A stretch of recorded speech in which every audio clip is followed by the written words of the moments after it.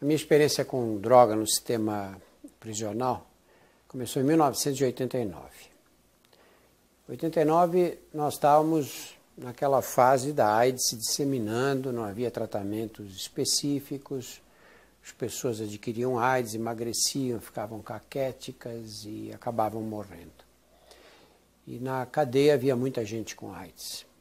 E havia muita gente com AIDS principalmente por causa da cocaína injetável. É engraçado a gente falar hoje, mas naquela época se admitia que a cocaína era uma droga de rico, maconha era droga de pobre, cocaína era droga de quem tinha dinheiro. E na verdade não se sabia que existia uma epidemia de cocaína injetável na periferia da cidade de São Paulo e das grandes cidades brasileiras. E nós fizemos um primeiro estudo de prevalência do HIV nessa população, em 1989, encontramos 17,3% dos presos da casa de detenção, o antigo Carandiru, infectados pelo vírus da AIDS. 60% deles eram infectados também pelo vírus da hepatite C. 60% da amostra total infectados pelo vírus da hepatite C. E nós começamos uma campanha forte naquela época que envolvia gibis educativos, palestras, concursos de cartazes e tudo para tentar acabar com a cocaína injetável. Uma iniciativa que o pessoal mais velho, os diretores da cadeia, acharam que era absurda. E acho que só concordaram que aquilo fosse feito em virtude da minha insistência pessoal mesmo e do empenho que eu tive nessa época. E, por incrível que pareça, a cocaína injetável desapareceu da cadeia. E, curiosamente, desapareceu da cadeia, desapareceu também da periferia da cidade.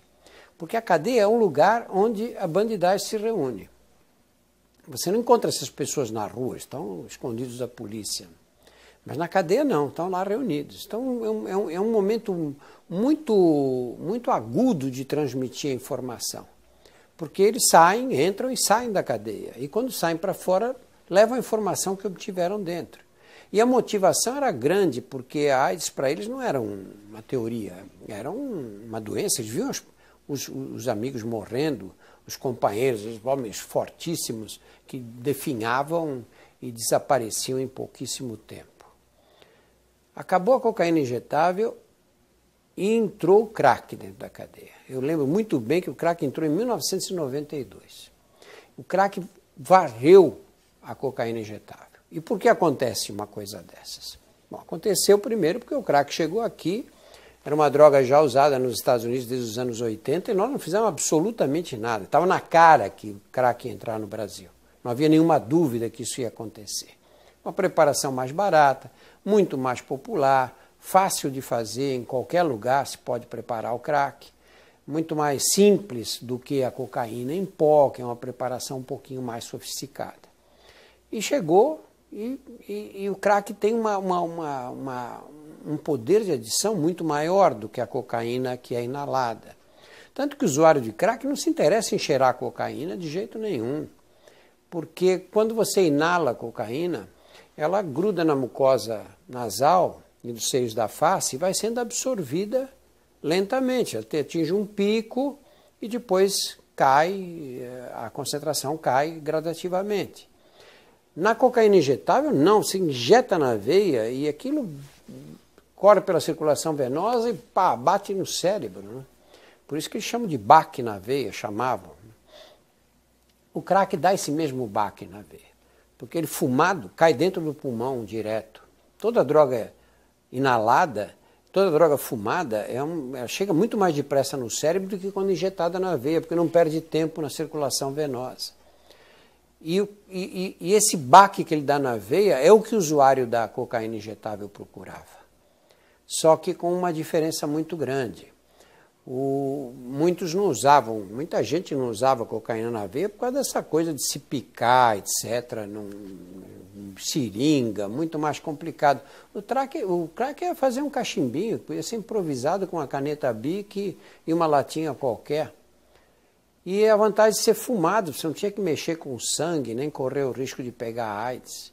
E aí o crack se disseminou pela cadeia. Lá na casa de detenção chegou um ponto que quando eu perguntava para um preso se ele fumava crack, e ele dizia que não, eu achava que era mentira dele. E acho que acertava muito mais do que errava, porque o crack se espalhou pela cadeia, subverteu a ordem da cadeia de uma forma tal que virou um inferno. Porque no crack, como é uma droga compulsiva, as pessoas se endividavam. E na cadeia, como é que você cobra a dívida? Não dá para mandar para o Serasa, não é? Você cobra a dívida com violência. Você bate ou mata, você tem que dar um jeito. Porque se você deixa alguém que te deve não te pagar, ninguém mais te paga e acabou. E como é que você vai pagar o fornecedor?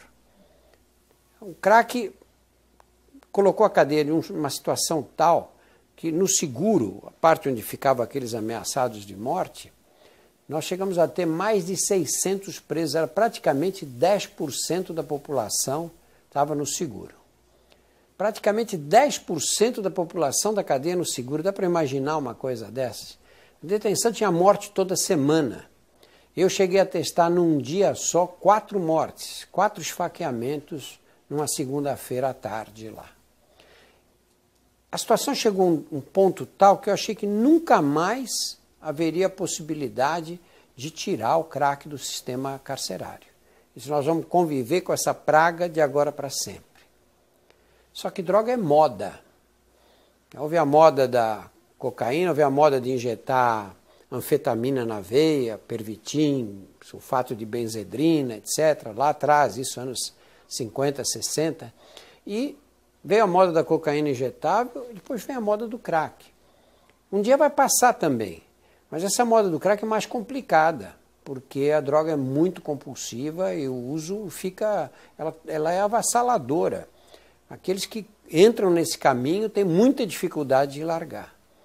O que aconteceu nos últimos anos? Vamos dizer, do ano 2000, mais ou menos, para cá, uma das facções criminosas tomou conta da maioria dos presídios e se sobrepôs às outras. Isso é uma lei darwiniana. Né? Se o Estado, o poder é um espaço abstrato que nunca fica desocupado. Se o Estado se retira, esse poder que ele deixou ali vai ser ocupado por alguém. E se existem várias quadrilhas tentando disputar esse espaço, o princípio darwiniano básico, né? Uma delas vai prevalecer. E foi o que aconteceu no estado de São Paulo. E essa quadrilha, quando tomou conta e acabou virando uma facção com poder realmente de controlar grande parte dos presídios, passou a ter interesses econômicos, interesses financeiros. E se você tem um interesse financeiro numa organização desse tipo, você não pode admitir uma droga como o crack. Porque o crack, se a pessoa te paga uma mensalidade, ele começa a fumar crack, ele para de pagar. Então, eles proibiram o crack em todas as cadeias. Em São Paulo não existe mais crack na cadeia. Então, o que acontece com ele? O que eu aprendi com o crack? Eles pegam o craqueirinho na rua. Nós temos essa coisa de não poder internar ninguém contra a vontade, essa discussão teórica que se arma em torno desse tema. Não tenho nada contra quem pensa de um jeito contrário. Mas, você não interna, você não dá nenhuma assistência. E a hora que ele comete o primeiro crime, a hora que ele começa a roubar, porque como é que vai conseguir dinheiro? Ele não trabalha, não tem mais família, está afastado, está vivendo na rua. Como é que vai conseguir dinheiro para fumar mais crack? Ou para comprar o mínimo de coisas que ele precisa consumir? Ele vai roubar. A hora que ele rouba, o que a gente faz? Manda para a cadeia. E aí tranca na cadeia. Só que chega na cadeia e não tem mais crack. E aí, como é que ele se vira nessa situação? Ele não vai fumar, porque não tem. E não tem por uma razão muito simples, porque não pode ter. E a lei do crime não é como essas nossas leis, você põe advogado, que você desrespeita a lei. Na cadeia é assim, você fumou crack, você apanha. Não apanha, não leva um tapinha, não. Você apanha mesmo para nunca mais esquecer na vida. Agora, se você traficou, trouxe o crack para dentro da cadeia, aí você morre. E ninguém traz, lógico, ninguém gosta de morrer, não é? E com isso, acabou o crack. Quando aconteceu isso, eu tive esperança que o crack acabasse na periferia. Porque eu usei a experiência anterior. Acabou a cocaína injetável na cadeia e com isso acabou na periferia, porque a cadeia é um lugar de entra e sai, né? O tempo, a gente fala, os presos, parece que eles vão ficar a vida inteira lá. Não é assim. No estado de São Paulo, mais ou menos 100 presos saem todos os meses da cadeia, todos os dias da cadeia. 100 presos, eles entram e saem. A cadeia é um lugar dinâmico. Alguns ficam 20 anos, mas outros ficam 20 dias, 2 meses, 6 meses, 1 ano e meio. Disse, bom, vai acabar o crack na periferia também, porque começou na cadeia, vai acabar, mas eu estava enganado. Estava enganado e aprendi isso rápido com uma moça que eu atendi dentro da cadeia, que era traficante, aí na penitenciária feminina, e eu perguntei para ela, falei, vai acabar o crack na periferia? Isso não tem na cadeia, o pessoal sai daqui e vai convencer os outros a parar de fumar. Vai levar essa lei daqui para fora daqui. Ele disse, não vai, doutor, por uma razão simples. Se quiser ganhar dinheiro no tráfico, é no crack. É o crack que dá dinheiro. E aí fiz umas contas com ela e não tem dúvida que o problema é esse. Maconha é uma droga barata. E a maconha não é compulsiva. O menino compra um baseado, fuma, larga metade para o dia seguinte. Aí o dia seguinte ele não fuma, vai fumar no fim de semana. Não é uma droga que você fique desesperado para comprar. Ele compra. Mas ele não vende nada para comprar a droga. A cocaína é diferente. Mas a cocaína por inalação ainda existe um certo controle. O crack não tem controle. Eu nunca ouvi dizer que alguém tinha uma certa quantidade de crack, fumou metade e guardou metade para o dia seguinte. Isso não existe. Não existe a menor possibilidade de guardar. É compulsivo. E por que os meninos entram as meninas entram nessa história? Eu vejo entrar cada vez mais cedo. Eu tenho na penitenciária feminina meninas que começaram a fumar crack com 10, 11 anos de idade. E a gente diz, pô, o que criou essas cracolândias, esse lumpen que a gente vê jogado na rua, aquela pobreza maldita, sujeira e tudo? O que levou a isso? A gente acha que a droga tem um poder mágico, né? Ela, como se fosse uma varinha de condão. Vai lá, elege um, pega, vicia e traz para a Cracolândia. É lógico que existem condições prévias que levam a essa situação. Por que eu não fumo crack? Porque eu tenho mais coisas mais interessantes para fazer na vida. Se eu não tivesse absolutamente nada a fazer na vida, tivesse sido criado nas condições de pobreza e desinteresse geral, não tivesse visto exemplos de dignidade humana significativos a vida inteira, tivesse sido abandonado, menosprezado na infância, o que sobra? O que sobra da vida? Eu me reuni com pessoas que vivem uma realidade semelhante à minha. E é essa realidade que leva às drogas. E leva às drogas pesadas. Porque quando a gente fala em droga, fala em as drogas como se fosse uma categoria única. É um absurdo isso. Uma coisa é menino fumar maconha, outra coisa é cheirar cocaína, outra coisa diferente é fumar crack. Dentro da mesma droga que é a cocaína, já existe uma diferença muito grande entre a cocaína inalada e o crack. Imagina comparar o álcool com maconha, ou a maconha com a heroína. Cada droga tem a sua característica. E essa coisa de dizer, não, a porta de entrada é a maconha, nenhum estudo demonstrou com clareza. Nenhum estudo. O que existe aí é um marcador. Quer dizer, o menino que fuma maconha, ele já tem um outro tipo de curiosidade. Muitos deles vão querer experimentar outras drogas depois. Então, nesse sentido, sim.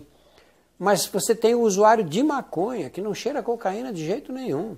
E você tem o usuário de cocaína que não fuma maconha, não gosta.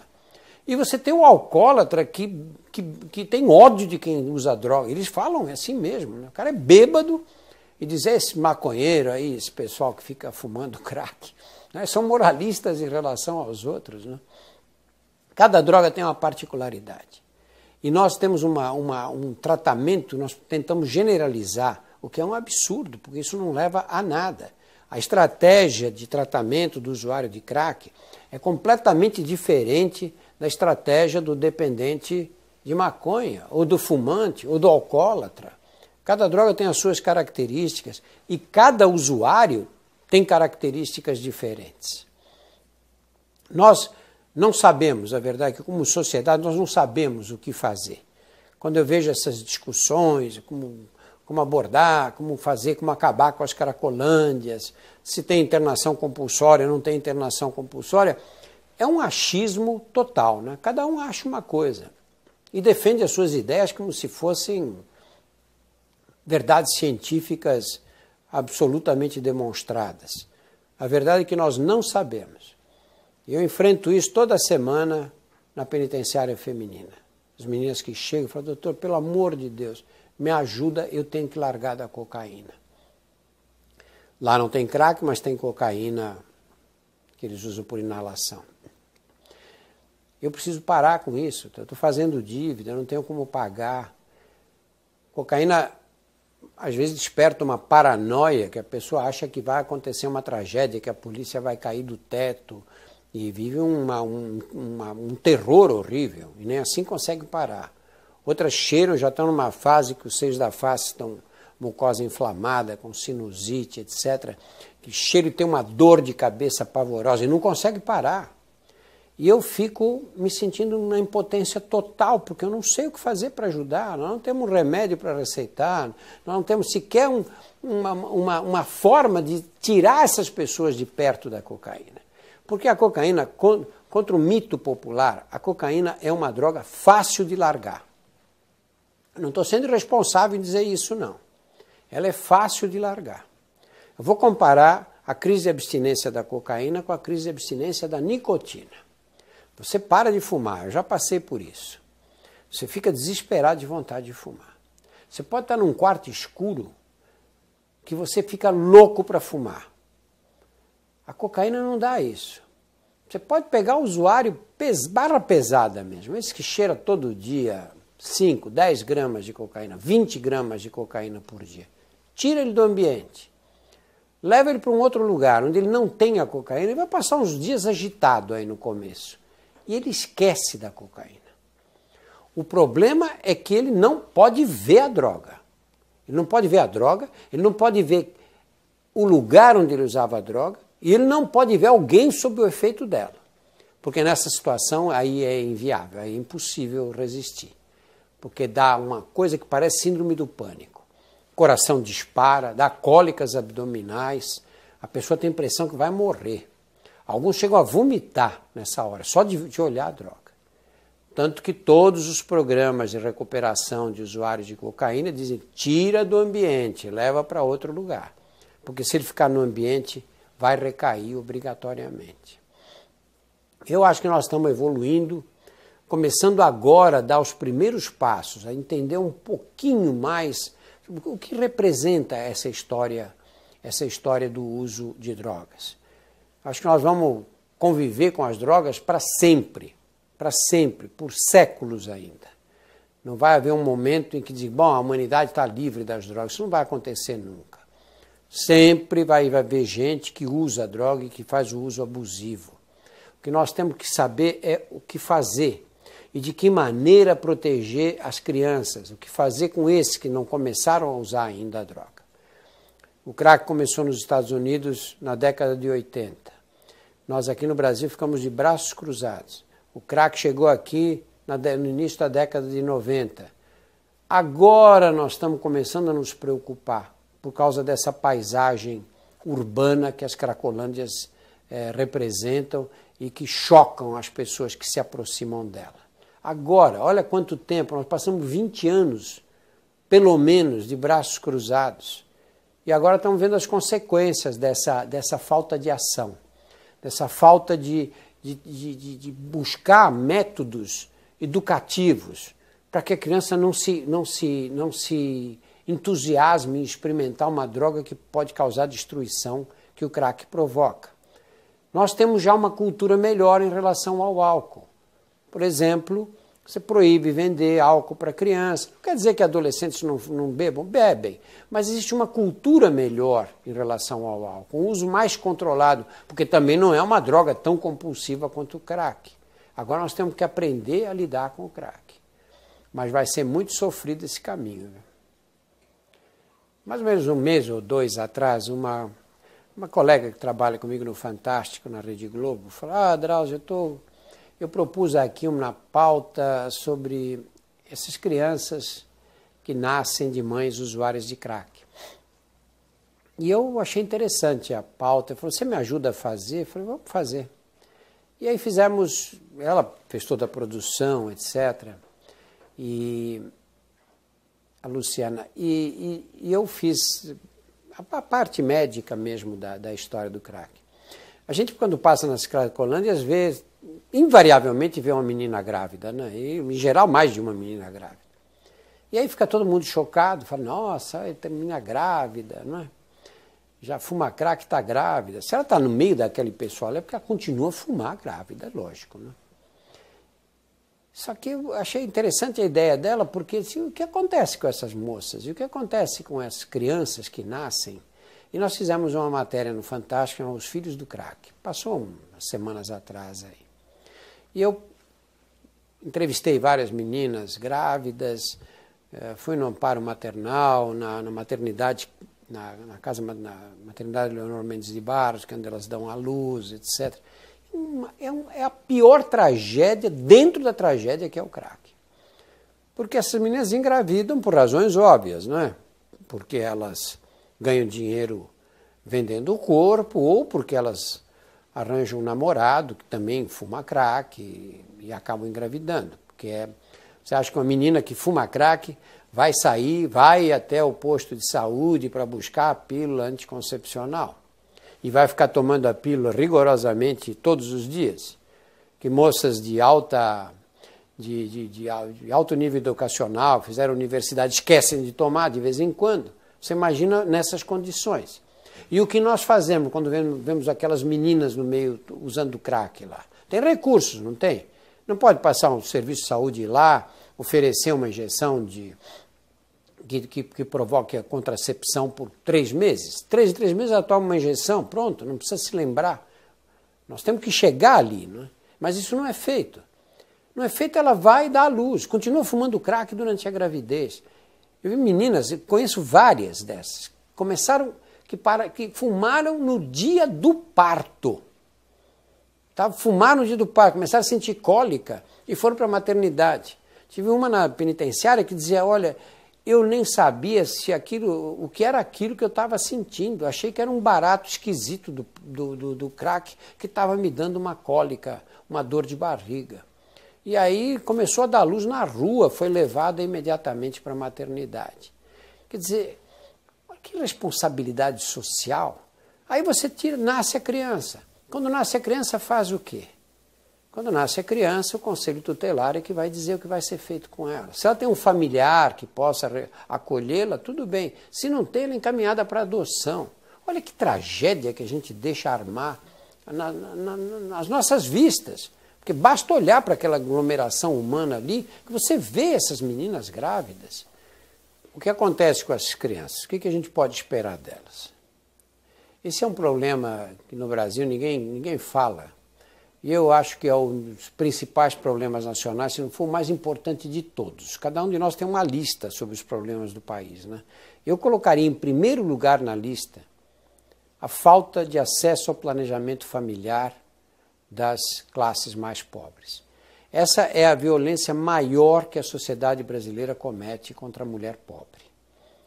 Todos nós resolvemos o nosso problema, temos quantos filhos nós desejamos, temos acesso a todos os métodos anticoncepcionais, laqueadura de trompa, vasectomias, pílulas, dispositivos intrauterinos, e ainda assim, quando as mulheres engravidam, fazem aborto com bons médicos em lugares decentes, que o aborto é livre no Brasil, desde que você tenha dinheiro. E aí nós condenamos uma parte da sociedade, que é justamente a parte mais pobre, a ter 4, 5 filhos, a ter um número de filhos que eles não podem criar, porque nós negamos o acesso ao planejamento familiar.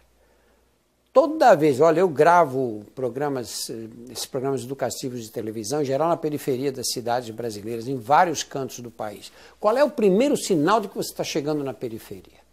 É casa sem reboque, fiação na rua, né, cheio de gato, e criançada correndo.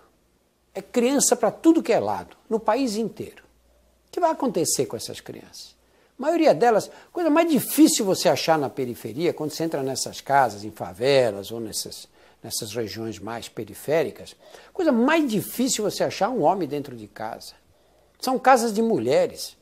É a avó que tem 35 anos, com a filha que tem 17 anos, e mais 2 crianças, ou com 2, 3 filhas e 4, 5 crianças. Porque os homens fazem os filhos e vão embora. E ficam essas mulheres aí tentando manter essas crianças. Que condições? Qual o futuro que você pode esperar para uma criança criada assim, nas condições mais precárias que se pode imaginar, sem a figura paterna, sem um núcleo familiar forte? Eu vejo na penitenciária do Estado, quando eu pego uma menina de 25 anos de idade que não tem filhos, das duas uma.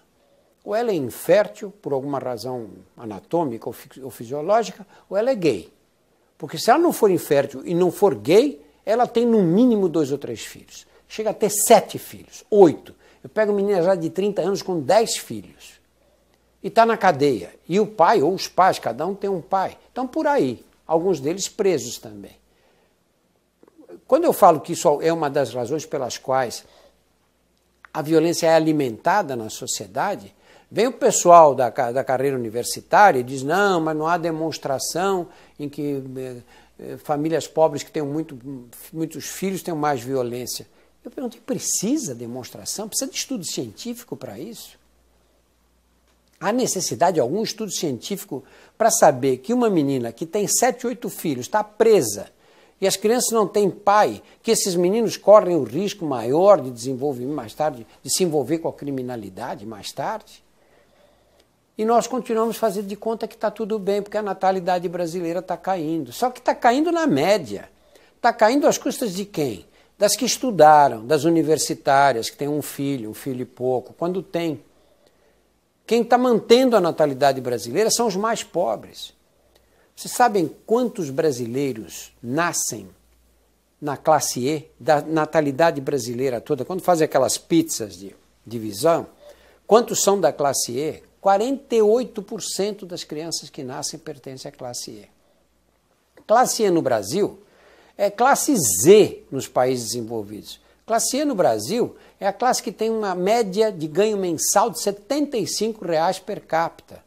O que significa que uma família de 4 pessoas vive com R$300. Essa é a classe E no Brasil e corresponde a 48% da natalidade brasileira.